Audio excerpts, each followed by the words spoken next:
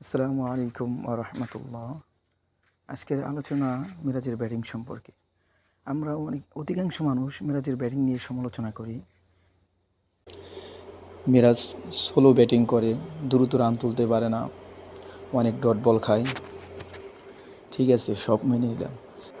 আমাদের জাতীয় দল লাস্ট যে 10টা ইনিংস খেলেছে তার মধ্যে কয়টাই ফুল ইনিংস ব্যাট করতে পেরেছে? মাত্র একটা, আর 9টাই অল আউট হয়ে গেছে। তাহলে একজন খেলোয়াড় যদি ধীর গতিতে ব্যাট করতে পারে তাহলে তাদের সমস্যা কী? আমরা তো ফুল ইনিংস ব্যাট করতে পারি না।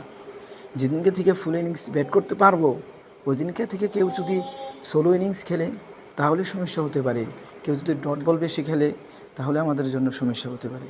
তাছাড়া তো সমস্যা হওয়ার কথা না।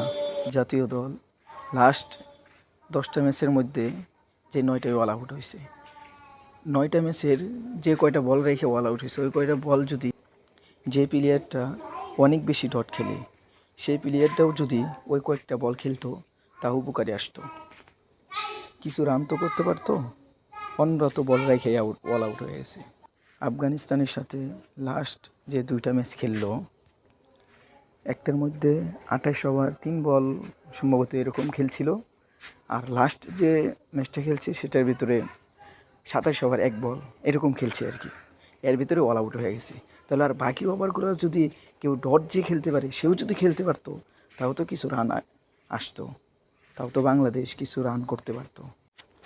অথচ আমরা যে প্লেয়ারটা রান করে তাকে নিয়েই সমালোচনা করি।